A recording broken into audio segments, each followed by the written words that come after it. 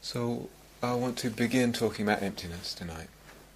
And really tonight's talk is somewhat of an introduction, a hint of overview, but more of an introduction. So,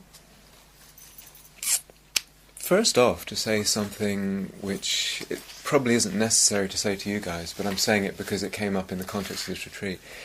And someone was surprised that so many people wanted to do the retreat, because to them the word emptiness, someone who worked here, the word emptiness had this connotation of sort of feeling empty, like we say in English, I feel empty, sort of I feel depressed or kind of blah or barren inside.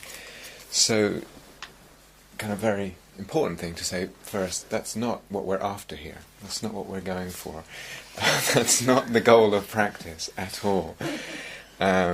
And on the contrary, as one goes deeper into these ways of seeing it, these practices, emptiness brings joy, no question about it. It brings joy, as much as I said last night, it can bring fear at times, etc. Overall, it brings joy, it brings freedom, it brings release. So again, just to touch on what emptiness is not, it's not strictly speaking a state either, a state of consciousness or a state of being. Oftentimes you will hear it talked about that way. Or as if you sometimes hear people say, I'm hanging out in empty, or I've been hanging out in emptiness, as if there's a space of emptiness. But we can talk that way, and it has a certain validity. We can also talk about... are we okay there? Yeah. We can also talk about what you could say relative states of emptiness, of deeper. We could talk about that, but strictly speaking, emptiness is not a state or a space that consciousness opens into. Strictly speaking, it's an adjective, actually. So emptiness is a noun in English, but actually it's an adjective. And we say something, this thing, that thing is empty. That's really what we're talking about here. We say something is empty. And empty of what? It's empty of inherent existence. I'm going to talk a little bit about that tonight and tomorrow. What does that mean? So it's an adjective that's describing a true characteristic of the nature of something. Okay? There isn't a sort of independently existing sphere or thing called emptiness. That's not, again, sometimes it's talked about that way, but that's not actually, strictly speaking, true. So many of you will be familiar with the Heart Sutra. It's a beautiful, beautiful text. It's one of the Prajnaparamita sutras. It's a collection of sutras on the perfection of wisdom. The Heart Sutra they're very enigmatic, but they're supposed to challenge. They're sutras about emptiness. And the Heart Sutra is particularly famous, and many of you will know the line. It says, form is emptiness, or form is empty. Then it says, emptiness is form. And it goes on to say, feelings are empty or emptiness. Emptiness is feeling. Perceptions are empty. Emptiness is perceptions. Mental formations are empty. Emptiness is mental formations. Consciousness is empty. Emptiness is consciousness. Now the second half of each pair, emptiness is form, emptiness is supposed, part of what it means is supposed to say there isn't this inherently existing thing called emptiness that's somehow separate from our conditioned experience. So all those other things, form, feelings, we'll talk about this at some point Monday, form, feelings, perceptions, mental formations, and consciousness, that makes up the totality of our conditioned experience. So this is saying emptiness doesn't exist independent of that. You understand? It's not something that exists by itself. As meditator, I've never had so many people taking notes at once. It's quite interesting. Tell me if I go too fast, or if it's okay, or too slow, or... As meditators, emptiness is one tool among many. Okay, so let's say I feel grief one day, or I feel angry, or something's happened, or I'm feeling impatient. As a meditator, I have a lot of tools to work with that, to soften and ease the suffering around that. So I can practice metta. If there's anger, I can practice metta towards myself, towards the other being. I can just bring an awareness to bear attention to the anger and feel the anger, allow it to move through. I can do all kinds of things, all kinds of possibilities. So emptiness is really also a tool for us as meditators. It also happens to be the deepest tool and the most powerful by far, but it's still just one tool among many, and that's important to realize. So it's, as practitioners, it's not always going to be appropriate to take the sort of emptiness club out and start whacking everything over the head with it. At times a different approach is needed, and we need to be sensitive to that. Now actually, profound as the sort of teachings of emptiness are, and the idea of it, the concept of it, it's actually not something so alien or esoteric to, I would say, most human beings. So we already are quite familiar at a certain level with seeing the emptiness of things. So for example, have you ever had an argument with someone that you're close to, or not close to, or just in yourself been sort of thinking about something a lot, and just the mind is just going over and over and creating all this thought around something? And then a little time goes by, and it seems like, what was that all about? Why did I work myself into such a fuss? Why did I get my knickers in a twist? That's seeing the emptiness about it, but it's got a kind of time lag there. What we want as practitioners is for the time lag to get less and less. So eventually, in the moment, we know the emptiness of it, and it doesn't have chance to. We don't have chance to tie ourselves in knots. And we get this sense after something, after an argument with a spouse or partner or something. Wow, we were making something out of what was really nothing. And you can, in the moment, it's hard to see, but afterwards you really see, gosh, we just built this thing up, and it was just empty, basically. Now you can also see, or hopefully we can see, emptiness in the realm of social convention as well. So, it's very hard to escape a kind of pressure from society and peers, etc., and media, that certain things are too many double negatives. We get the message that it's important to achieve and succeed in certain ways, and we're bombarded from this. And I'm sure I'm not alone, feeling that from very early age. It was very important. I went to very academic, sort of pushy high school, and really getting this feeling, it's important to achieve sort of A grades and get in the A stream and all this stuff. And I remember thinking, is that something inherently important or inherently worthwhile? And everyone, the whole school was kind of caught up in this. Or is it just a kind of cultural agreement nowadays that we're all kind of buying into? And I remember thinking, okay, so I happen to be a certain way this way, and someone else happens to be a different way with different talents. If we rewind, 12,000 years, the talents that would have been important would have been radically different. It's like, who can, spear the woolly mammoth better, or whatever. Those would have been the culturally agreed upon significant qualities. So again, they're empty, they're part of the cultural conditioning. We say they're dependent on the culture and the point of view. Okay? And, as I can tell you from my high school, if we don't see that deeply enough, we suffer. If I buy into that belief, those beliefs that are just a point of view, and in this case, at this level, just about cultural conditioning, we suffer. We believe something to have this reality, this independent existence, which it doesn't. Or, again, still in the realm of it not being too alien, being in a relationship, and again in our culture that has quite a lot of hype, in a marriage or in a partnership or in having a boyfriend, girlfriend, whatever it is.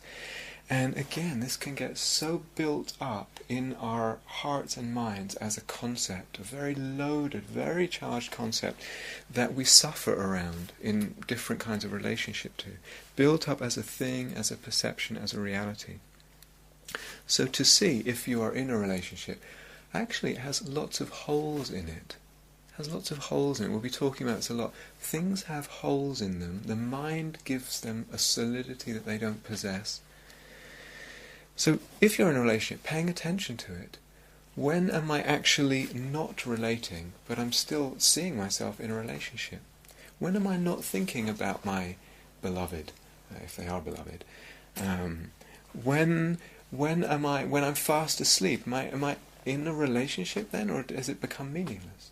There's plenty of times during the day when one doesn't give the slightest thought to one's partner or one's person one's in relationship with. And there are times when one's in a relationship and one is actually relating very badly. And I think most human beings know that. You're actually not relating very well at all. You're doing the opposite. You're not relating. This is just human. Difficult to be in a relationship. Or perhaps only parts of the being are relating. It's like I'm relating in a certain part, but not the totality. What does it mean to be in a relationship? And then again I step back and I look and I see in my life, actually, my life is full of relationships. And somehow I'm singling this kind of relationship out because, again, of all kinds of reasons to do with culture and all different reasons. And I say I have many kinds of relationships. I have relationships with many people of different kinds. I have relationships with animals. I have relationships with nature and aspects of nature. Situations. So my life is full of relationship. And yet somehow I'm singling out this as in a relationship. And so relating is happening all the time. If my mind and my eyes and my heart are not open to the other forms of relating, feeling that relating, then this thing called a relationship, usually in the romantic sense, but this also applies, can be mother-child, parent-child, child-parent, etc. If I'm not letting in that other relating, then this relationship becomes really loaded and much more solid and important. If I'm not open to the flow of love and connection in other areas, that thing gains more solidity. Now, of course, we talk about commitment in relationship, and that's part of a healthy relationship. But the question is, for us as practitioners and people in relationship, if we are, am I stuck in a way of seeing? And we could also do this by saying, I'm not in a relationship and I really want to be in a relationship. So either way, one's solidifying a view around existence and around being in or out of a relationship. But the question is, am I stuck in a way of seeing? And if I am, there'll be problems. There'll be problems being in the relationship with too much dependency or feeling suffocated. And these are very normal difficulties that people experience in relationship. To feel too dependent or suffocated, claustrophobic. Or there'll be a problem out of the relationship. I'm out and I want to be in a relationship. So am I stuck in a way of seeing? So I can commit and I can see that I'm in a relationship, and I can also see that it's a convention. There's not something actually there as solidly as I think it is. What we're interested in as meditators is freeing up the ways of seeing so that we're not stuck in ways of seeing. Okay? This applies to everything that we're talking about on this retreat. That we're not stuck in ways of seeing. In a way, you could say insight meditation is learning different ways of seeing that lead to freedom. That's what insight meditation means. So we could say, we're all on retreat here. We're on retreat. I'm on retreat now. Can you find the retreat? Where is the retreat? Am I on retreat? Are you on retreat? We focus on differences, so it's really different when I'm on retreat. But is it? I mean, we eat, we sleep, we go to the toilet, we meditate, we space out in the meditation. Same stuff. Where is the difference? What is it that I can point to and say that makes it a retreat? I say, what's in the meditation? But if I'm sitting here in the room full of people and it's a meditation session according to schedule and I'm spacing out, am I meditating then or not? And if I'm outside walking down the high street and I happen to have lots of mindfulness in that moment, is that meditating or not? Retreat, do you understand? Retreat meditation, these are, we solidify things and give them a reality they don't have.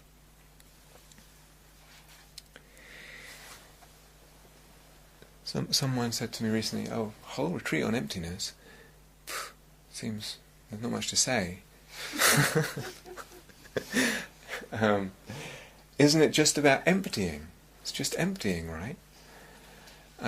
Like just becoming still, letting yourself become still. Sounds nice, but what does that really mean? Emptying of what? Like allowing the thoughts to go very still? Is that what she meant? So emptying of what? I had an operation some years ago, and the anaesthetist said to me, when we give you the anaesthetic, it's basically putting you in an artificial coma for a period of time. And first time I'd had it in my life, and nothing happening at all. No thoughts, no nothing. Is that emptiness? Didn't seem to bring a great freedom or anything. As meditators, we actually need to actively disbelieve the inherent existence of things, which is different than just not having a sense of self arise, or not having a sense of the world arise. Because when I was under general anaesthetic, there was no sense of self and no sense of the world, and didn't help much. So it's not that just we're avoiding aspects of, or the experience of self, etc. We're actually wanting to really look at this sense of inherent existence and actively disbelieve it. Let's take another example, which on one level, again, may be fairly obvious, but actually really take it apart to get you used to some ways of reflecting and considering. Is anyone Scottish here? Okay. Let's take Scotland. We could say any country, America, Scotland. Let's take Scotland. Clearly Scotland exists, okay? Clearly Scotland exists, but it doesn't exist inherently. It doesn't exist inherently. Now, people have died over the idea of Scotland. English people have died, French people, I think, have died, Scottish people have certainly died, and probably, more than that. We die, in human history, millions of people have died in their belief in inherent existence of a country. This is the problem, the belief in inherent existence. Clearly Scotland exists, because I can go on holiday in Scotland, and I taught a retreat in Scotland, in the Scottish rain. And I can say to you, let's meet in Aberdeen. We'll meet up in Aberdeen. So we can make that as a conventional kind of designation. We can function that way. We can agree upon it. And we can appreciate aspects of Scottish culture. If you like bagpipe music, or does anyone? Anyway, or haggis, or something. We can appreciate all. It's part of Scottish culture, but it's okay.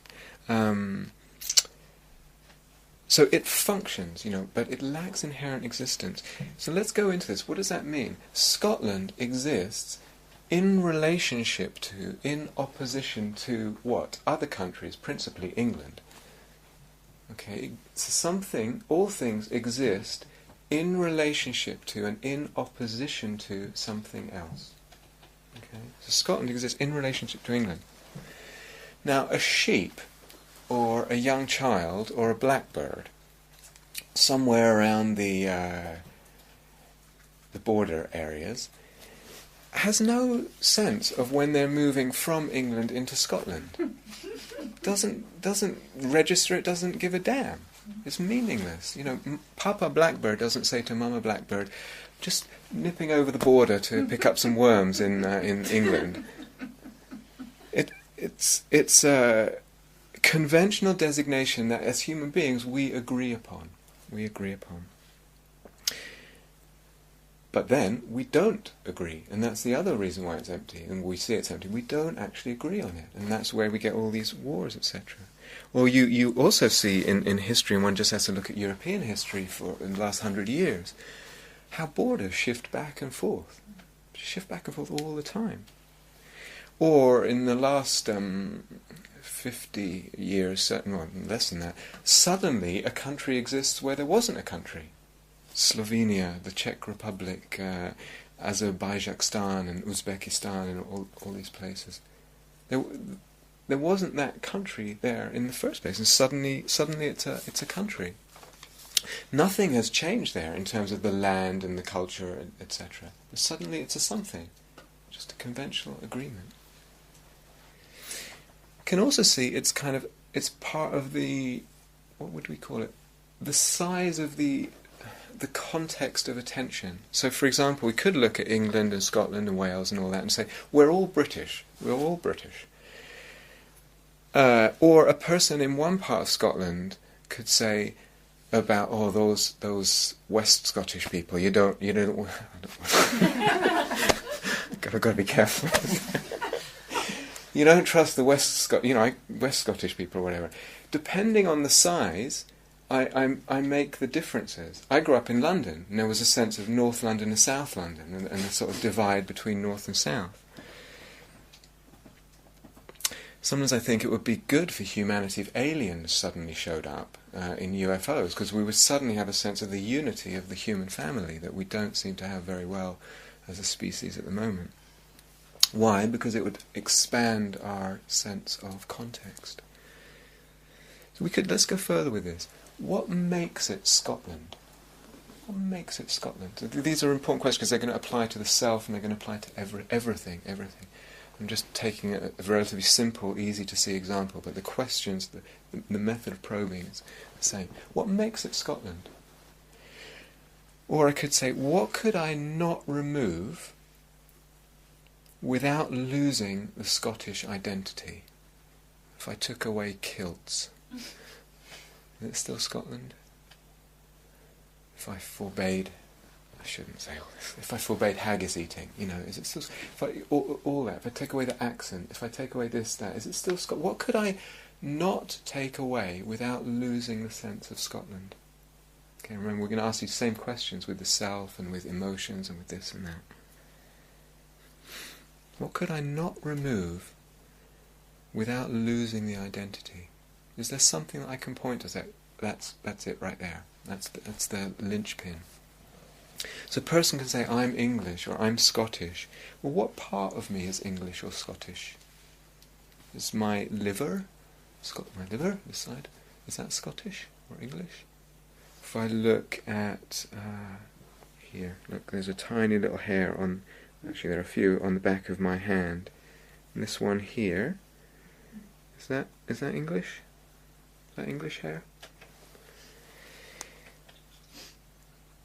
When I look at my body, actually most of it seems to be not English in any way. There's nothing about any part of this that makes it English.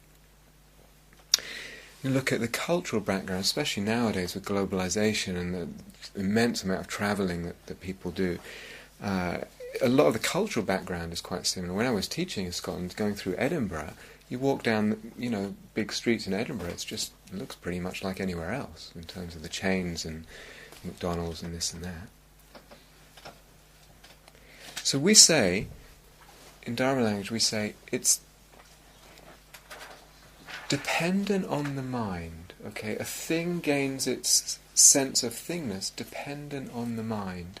Now this is really important. This ends up being the most important sense of dependency. We talk about emptiness and dependent arising being like two sides of the same coin. And things are dependent on other things in a number of ways. But the most important way is that they're dependent on the way the mind sees and conceives. Okay. Now there are other kinds of dependency, like dependence. A thing is dependent on its parts. and a thing is dependent on the causes and conditions that cause it, that give rise to it. The most important one is the dependence on mind, by far. Sometimes when people talk about emptiness, they say a thing is empty because it depends on causes and conditions. Remember, emptiness is supposed to free us. It's supposed to free us. So it may be that I'm looking at something and I'm either having a lot of desire for that thing or a lot of aversion towards that thing. And it may be that contemplating its dependence on causes and conditions frees me, but it may not do that at all. So I don't feel that that one alone is enough to necessary to free a person. Let's take, for example, a vase, a Chinese vase from, whatever century is really precious. And we can look at the vase and say, oh, it's dependent on causes and conditions. It means it's dependent on the craftsman or woman who fired it in the kiln. It's dependent on the person who painted it, and it's dependent on it coming from a certain kind of clay, from a certain kind of gorge that's very inaccessible, that people had to risk their lives from it. Dependent on all these conditions. Now that could free a person, but it's actually could be, the conditions I've just said, could be more likely to actually cause more attachment. Look at all the incredibly unique, precious causes and conditions that have to give rise to this thing.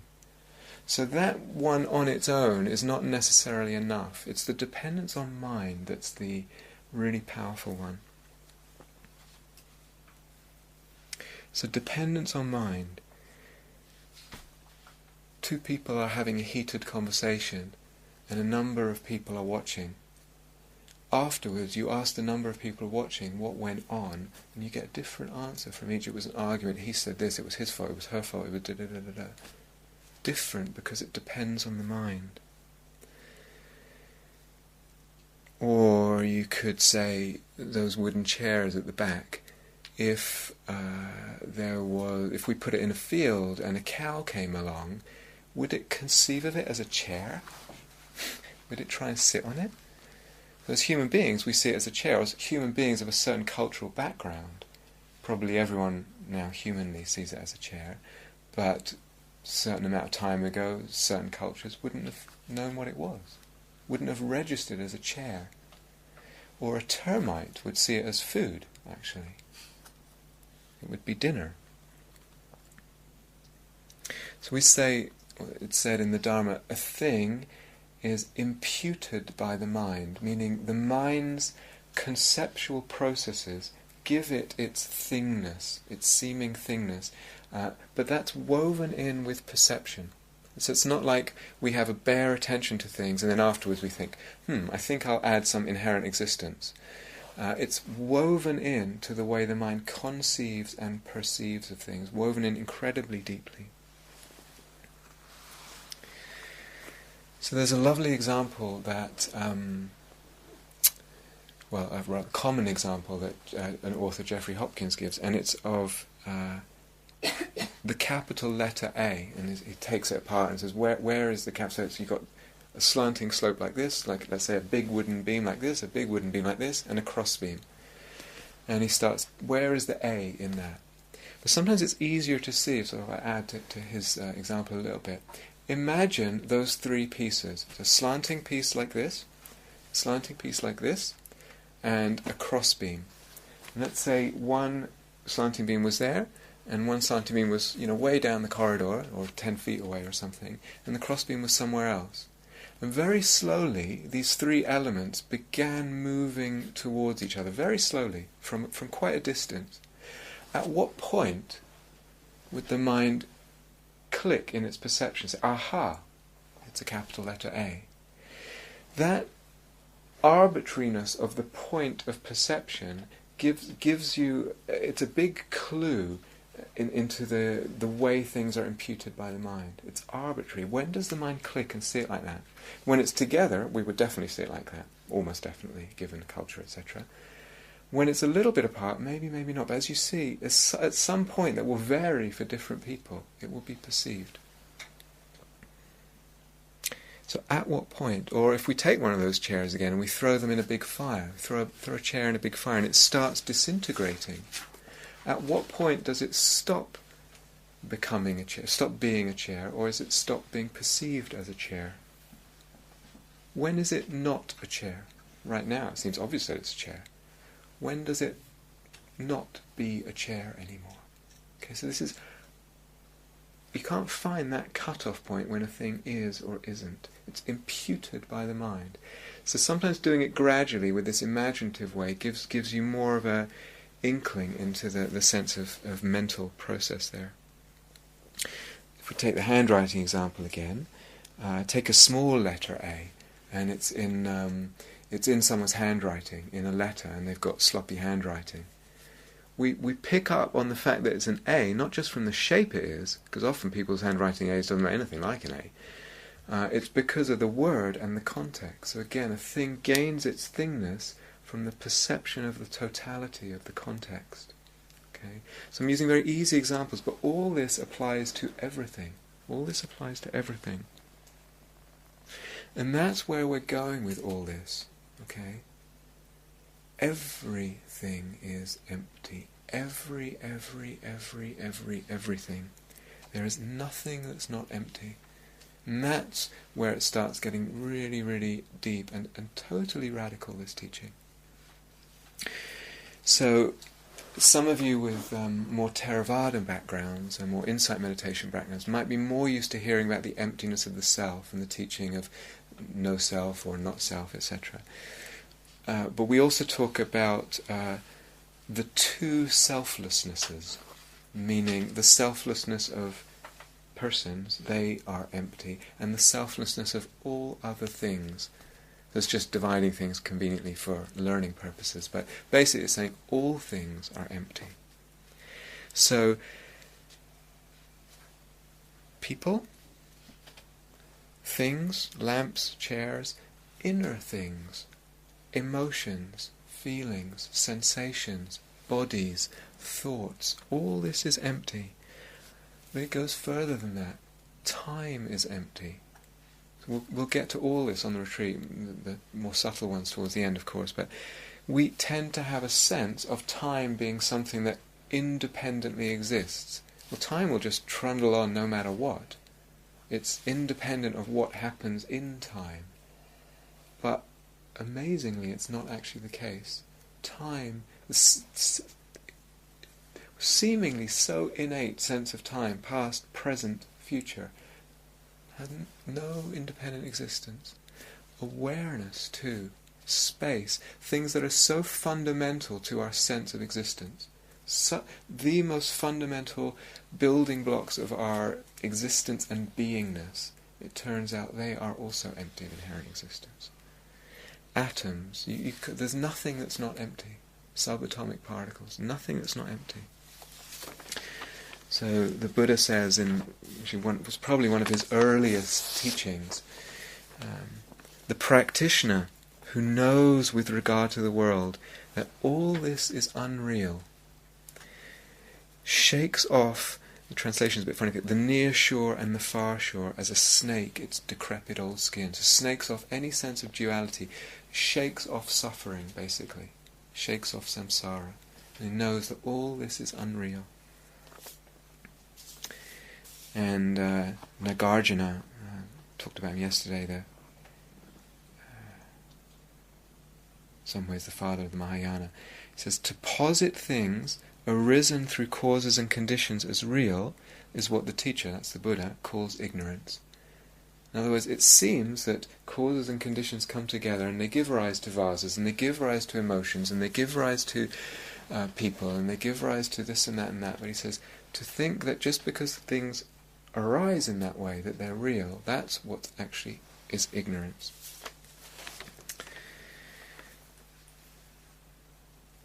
So, ignorance, that's what the Buddha pointed to as the fundamental sort of beginning, if you like, the fundamental basis for suffering. So we suffer because we cling, and we cling because we misperceive, and we misperceive because of ignorance. Okay? Because we're not understanding something. A better word is actually delusion. Delusion in English conveys much more the sense of what ignorance means. something very important about this word delusion. It's not just not knowing that things lack inherent existence. It's not just that we don't realize that things lack inherent existence. There's actually something active going on in the mind, that we're actively mistaking things. So it's not that we just don't happen to have heard this teaching about emptiness, or we actively, in the perceptual process, mistake things to be independently existing and real in some very substantial way. We actively mistake the fundamental nature of how things are. And again, we actively, this isn't conscious, it's so wound up in the way that consciousness works, it's not deliberate. But we actively superimpose a concreteness, a substantiality, a kind of essence or essential nature, an independent existence to things. That's something that we do as consciousnesses. And so all things seem to exist independently. That's how it seems. And then we accept that appearance. We accept that appearance, and all of that makes up delusion. So their nature is this. It's the nature of this thing to be a lamp. It's the nature of this to be that. It's its essence. That's ignorance. So some of you will have heard this this example. I don't know, probably some of you will have heard it. The Big Dipper. Have you heard the Big Dipper example? No? Okay. This is from a modern teacher.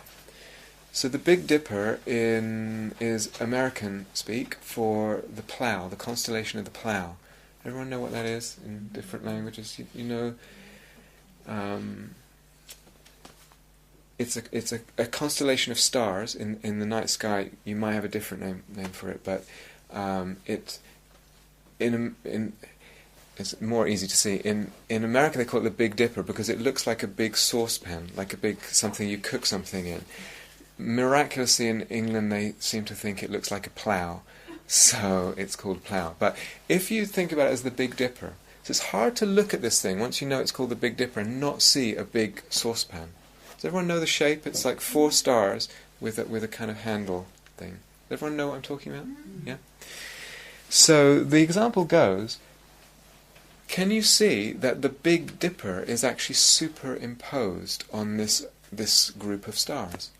Can you actually look at it, and this is actually quite hard to do, look at it and not see a Big Dipper there, once you know it's a Big Dipper, once you see it as the Big Dipper? Can you actually not see the Big Dipper? And actually, it's just dots of stars that are that the mind is joining together and seeing a Big Dipper there. So this is good, this is a good example. But, what I just said, everything is empty. So it's one thing to see that, but what if we keep going with this teaching and say, actually, the stars too are empty. Not only are the stars empty, but the awareness that sees the stars is empty. The time, this moment of seeing the stars is empty. The space that the stars are in is empty. All that is empty. So you begin to get a sense of like the very core sense of our sense of being is being brought into question by these teachings at some incredibly profound and radical level. Now we work up to that as practitioners, so I'm not expecting you to go out of here and suddenly have that sense. We work up to it, and the beautiful thing is we can work up to it. We really can work up to it. So people have different ways of going about it, but I feel it's important to kind of go with what's helpful, what you can begin to see the emptiness of. Now, oftentimes, the things that we suffer over are actually the things, or the things that we suffer with, are the things that it's really good to practice with. So here I am suffering with my sense of self, here I am suffering with my emotion of anger, or sadness, or tiredness, or whatever it is. Can I practice, because that's present for me and it's important for me, I actually practice seeing the emptiness of that. People approach it differently, but I tend to favour that. So sometimes people say to me, emptiness, yeah, but what if a tiger was in front of you? Then what would you do? Run. is my advice to you right now. Actually, that probably won't help. So if you're doing your walking meditation and you get to the end of your line, you look up and there's a tiger staring you in the face, growling. If you're a very fast runner, run.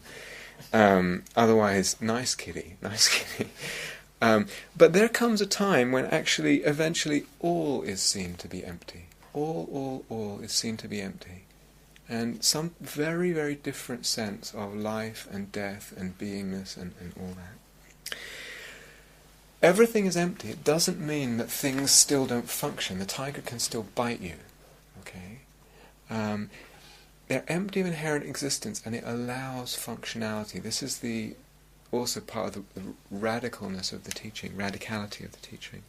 But when we see that things are empty, the suffering goes out. The suffering goes out, and that's what we're after here as practitioners. The suffering goes out of experience. The problem goes out. Again from Nagarjuna. So we're not saying that things don't exist. Okay, we're saying they're empty of inherent existence. He says, likewise, it is confused to apprehend this mirage-like world as either existent or non-existent.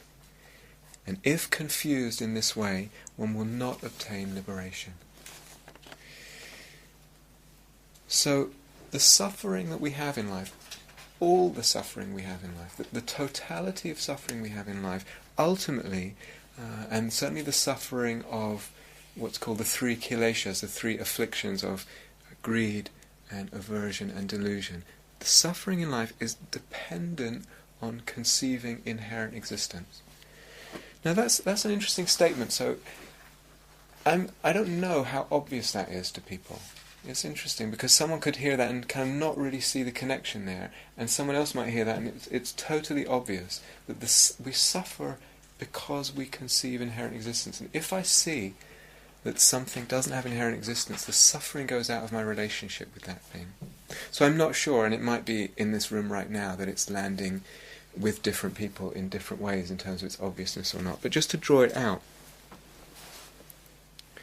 my suffering, my stress in relationship to a thing, to a situation, to this, my impatience because this thing takes a long time, my feeling of this situation being awful, my feeling that this guy there is really bothering me, or he's really a jerk, or whatever it is, or this feeling I'm feeling is really difficult, it's really terrible, or whatever it is, or really wonderful. My suffering over that depends on my seeing that thing and that situation, on it seeming to be really that way. It's really that way, independent of the mind. When I begin to see, well, to the degree that I see that it's dependent on my perception and my way of looking in the mind, when I see that, so he's not really a jerk, it's not really taking a long time, whatever that means. It's not really inherently difficult, etc. All these things. When I see that's dependent on the perception of the mind, then I let go. We let go. And the kileshas, the greed, aversion, delusion, in relationship to this thing, don't arise.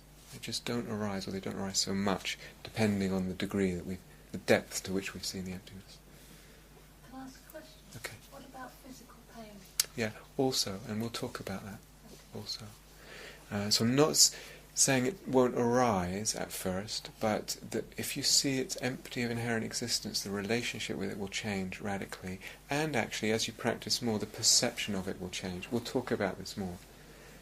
So I suffer because I think it's real. And when I see that it's not quite real, even though it's still appearing, I'll suffer less. And then, we'll get onto this later in the retreat, but eventually it's actually the perception itself begins to dissolve and unbind when I'm contemplating its emptiness. Is that okay for now?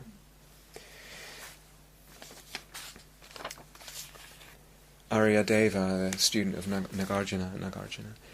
All afflictive emotions are overcome through overcoming ignorance, through overcoming delusion. All the things, all the afflictive senses inside that we suffer from, overcome through overcoming ignorance. When dependent arising is seen, ignorance does not arise. It's not generated. It's not generated. Insight into the selfless nature of phenomena destroys the seeds of samsara.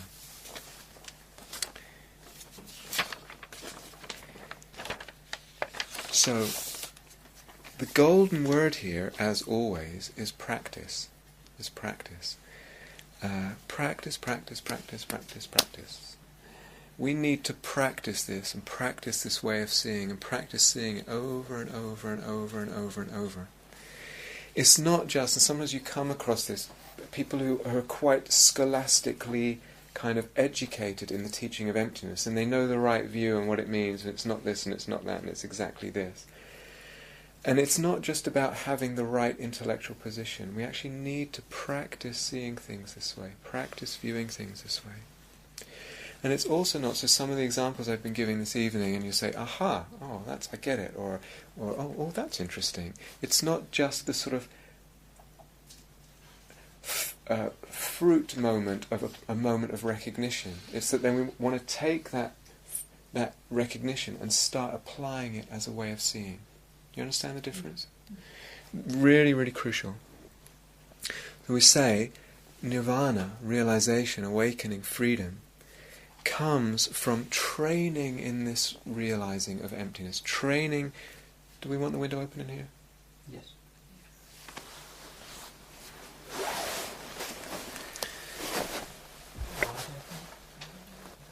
You can open the doors, or should you open the door?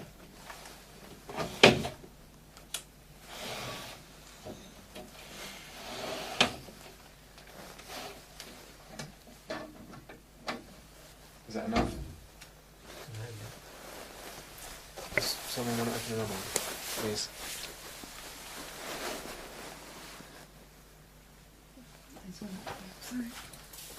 Thank you.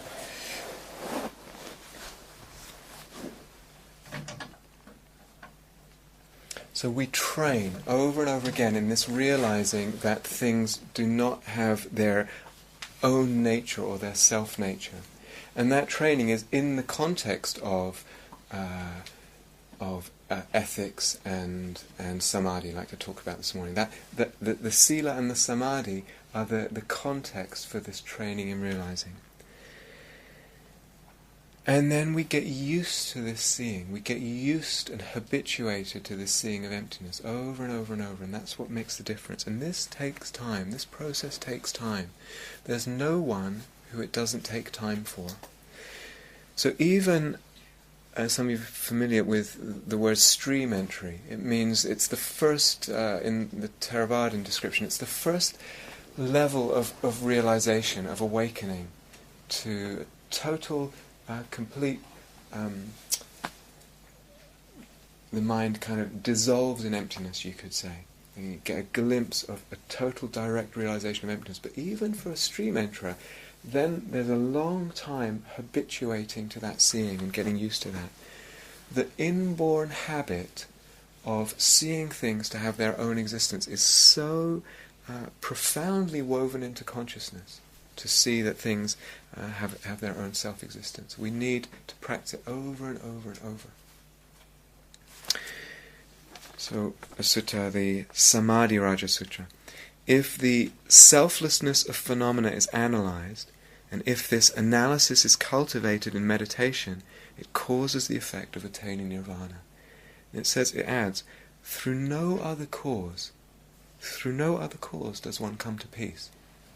So this is what one has to realize if one wants awakening. So again, it's not just about withdrawing the mind from contact with things, or from a sense of self, or from a sense of the world, because then being in a coma or being fast asleep would do that.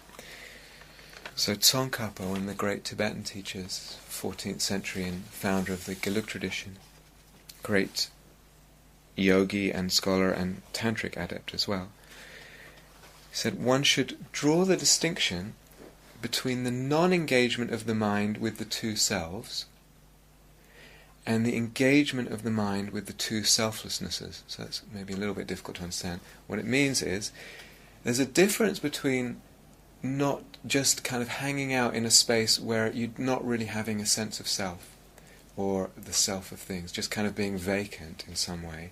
The difference between that and actually, like what I said before, deliberately connecting with the sense of this thing lacks inherent existence and staring, looking, repeatedly finding the sense of the lack of inherent existence in things. Okay, so it's very important. That's very, very significant, that quote from Tsongkhapa. So some of you, it may not sound significant at all to some of you, but it will be a thing that people's practice lives hinge on quite dramatically in the sort of unfolding of years and decades. One should draw the distinction between the non-engagement of the mind with the two selves, that is, the personal self, the self of beings, and the self of phenomena, and the engagement of the mind, the actual looking at and contemplating the two selflessnesses, the selflessness, the emptiness of the self, and the emptiness of phenomena. You understand? No? It's like you have to have it before you can lose it. It's like that, isn't it? No. It's, well, in a way it is like that, actually. Yeah. What it's saying, it's what I said before about being under general anaesthetic. When I was under general anaesthetic, I had no sense I was completely without self. I was completely without sense of solidity of anything. There was no experience. I could hang out in different kinds of meditative states that are also without self. But that in itself, that hanging out in an empty space by itself, without contemplating deliberately how a thing, either this thing, the self, or the personal self, or the self of phenomena is actually empty, that won't do it. You understand?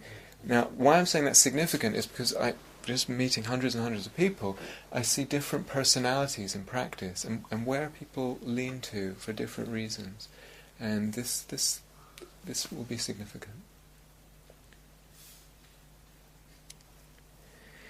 So, as a practitioner, as we develop this, seeing emptiness begins to have its own momentum in the heart and the mind. It's almost like we see it more and more. The perception, the mind, the reflection inclines to seeing it more and more. And slowly a conviction builds. Actually, also with quite a jump at certain points, but a conviction builds, a conviction that actually things are empty. And that conviction goes deeper. And as we practice more and more, it's like to say or to hear something is a dependent arising, or all things are dependent arising, or the self is a dependent arising. At first, when we hear that or read that or even realize that, the sense of what that means is a little bit not that deep and not that full and not that powerful. And what happens over time is the sense of what it means to say, to realize that all things are dependent arising, it just gains in depth and power quite dramatically and substantially.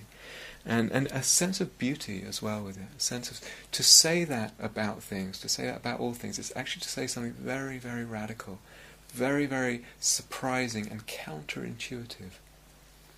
And as I said last night, it begins to really have its sense of beauty and touching the heart.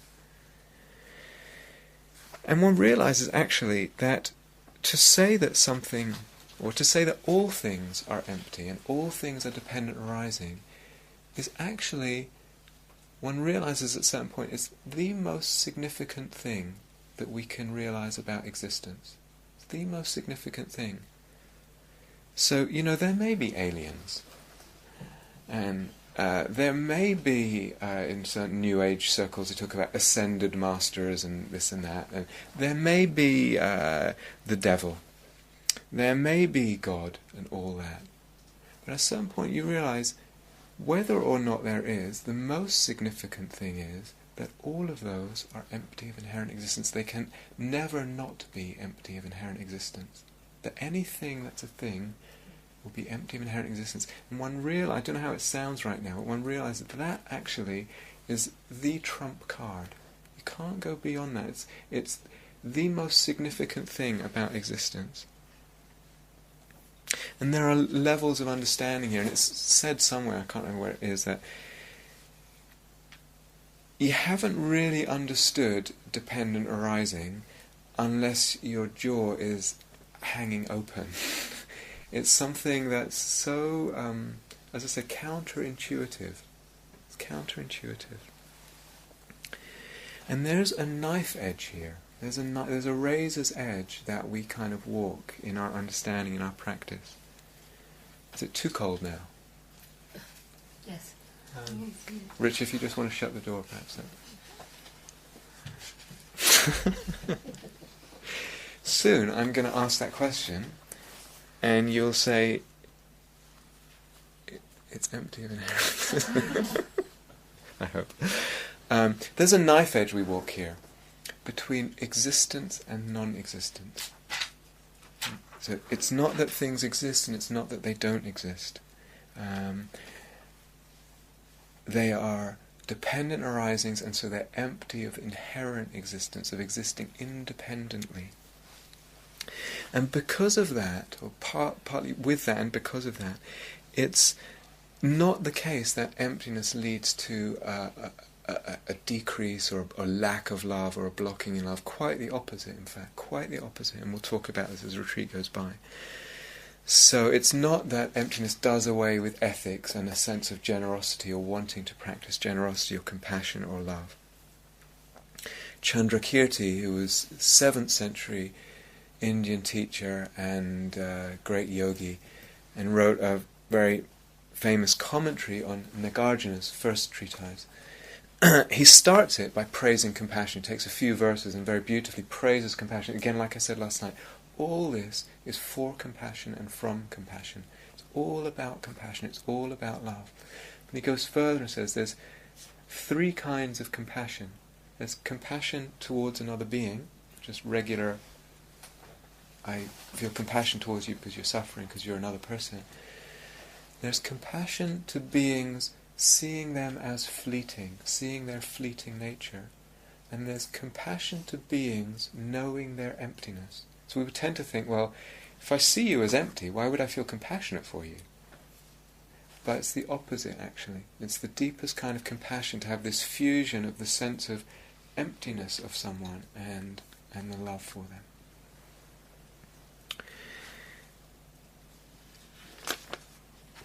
So again, this raises edge from Nagarjuna. One does not achieve liberation through reification. Reification means to make something a thing or to make it real or solid. One does not achieve liberation through reification, nor does one free oneself from samsara through nihilism, through saying nothing exists. By thoroughly understanding existence and non-existence, the great beings obtain liberation. So it's really not nihilism. It's not nihilism that we're talking about at all. What we see is how things depend on the mind, imputing them. This retreat will be about learning to see how the mind does that, how the mind and the heart give things a reality that they don't have, and how they actually fabricate the world and build the world. Learning to see on every level how that happens and that it happens. So things, inner and outer things, are dependent on the mind. But then even more kind of amazingly, the mind too is dependent. It's not as if there's an inherently existing mind making everything else seem inherently existent. The mind too is given reality in that process of giving other things reality. They're, we say, dependent co-arisings. When you really see that, at that point, the conceptual rational understanding cannot go any further. It reaches its limit. It reaches its limit of conceiving. There's something, as I said, really counterintuitive here.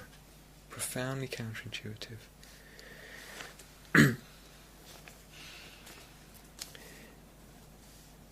As we go deeply into this lack of finding any real building blocks anywhere, either inside the mind or consciousness or in anything at all, it frees at a very deep level of the being, an incredibly deep level. And as I said before, the sense of being in the world is shifted. It's shifted, it's opened, and it's unbound. So Nagarjuna, another quote from Nagarjuna. Anything that arises in interdependence, anything that's a dependent arising, is also peace in its very essence. So we tend to think that's that thing and that's this thing, and I like this and I like that. One begins to see, and at a certain point one sees that actually, you could say, a way of putting it is to say, the essence of all things is peace. It's funny actually with a lot of these quotes, sometimes we reach the limit of what language can say, and so a lot of the quotes are actually interpretable at different levels of understanding. So that one certainly is. But when we penetrate it to its depth, to its core, something completely mind-blowing there, completely mind-blowing, great beauty, and as I said, that really has this capacity to open and touch and melt the heart.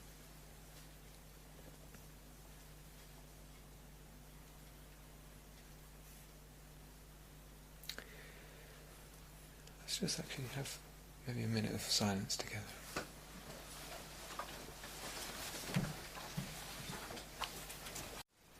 Thank you for listening. To learn how you can support the teachers and Dharma Seed, please visit dharmaseed.org.